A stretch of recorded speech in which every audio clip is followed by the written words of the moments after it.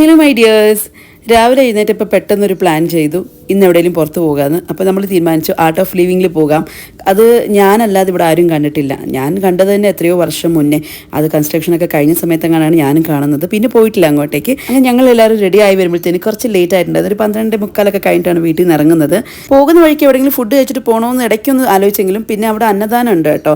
2 മണി വരെ അന്നദാനം ഉണ്ട്. അപ്പോൾ ഞാൻ വിചാരിച്ചെന്നാൽ പിന്നെ അത് ഇൻ കേസ് മിസ്സായിട്ടുണ്ടെങ്കിൽ അവിടെ നിന്ന് എവിടെയെങ്കിലും കഴിക്കാം, എന്തായാലും അങ്ങോട്ടേക്ക് പോകാം. കാരണം ഇവിടുത്തെ ഫുഡിനെ കുറിച്ച് കേട്ടിട്ടുണ്ട്, വീഡിയോസ് കണ്ടിട്ടുണ്ട്.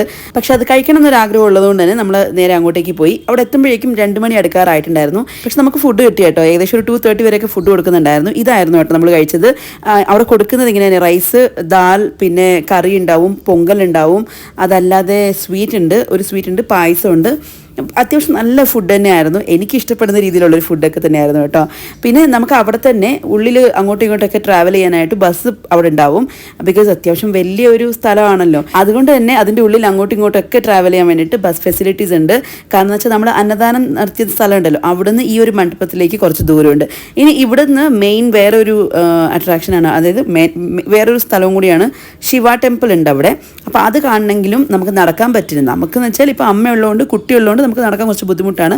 അതല്ലാതെ ഒരു 1/2 കിലോമീറ്റർ 1 കിലോമീറ്റർ ഒക്കെ നടക്കാൻ ഒരു കുഴപ്പമില്ലാത്തവർക്ക് ഈസിയായിട്ട് നടന്നു പോകാൻ പറ്റും. പക്ഷേ നമുക്ക് വാവയുണ്ട്, പിന്നെ അമ്മയ്ക്കും തീരെ നടക്കാൻ പറ്റാത്തതുകൊണ്ട് തന്നെ നമ്മൾ ബസ്സിന് വേണ്ടി വെയിറ്റ് ചെയ്തിട്ട് ആ ഒരു സമയം നോക്കിയിട്ടാണ് അങ്ങോട്ടും ഇങ്ങോട്ടൊക്കെ പോയിക്കൊണ്ടിരുന്നത്. പിന്നെ വെയിലുണ്ടായിരുന്നില്ല, അതൊരു സുഖമുള്ള കാര്യമായിരുന്നു കേട്ടോ.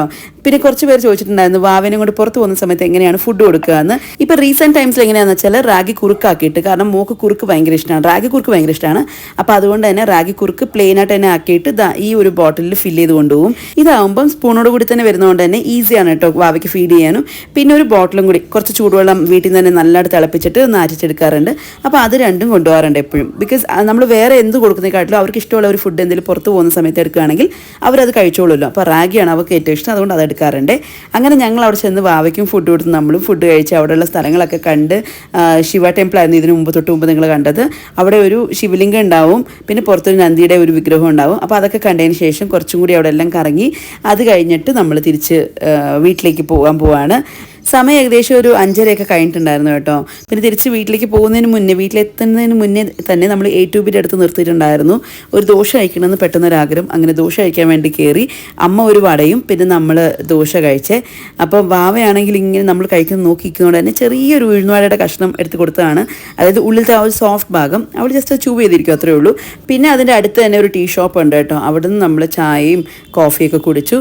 കാരണം എന്ന് വെച്ചാൽ A2Bയിലെ കോഫിയുടെ അളവും കുറവാണ്, പൈസയും കൂടുതലാണ്. സോ അതുകൊണ്ട് നമ്മൾ അവിടെ നിന്ന് കഴിക്കാൻ നിൽക്കാതെ പുറത്തുനിന്ന് കുടിച്ചിട്ട് തിരിച്ച് വീട്ടിലെത്തി. അപ്പോൾ അത്രയേ ഉള്ളൂ. ടാറ്റാ.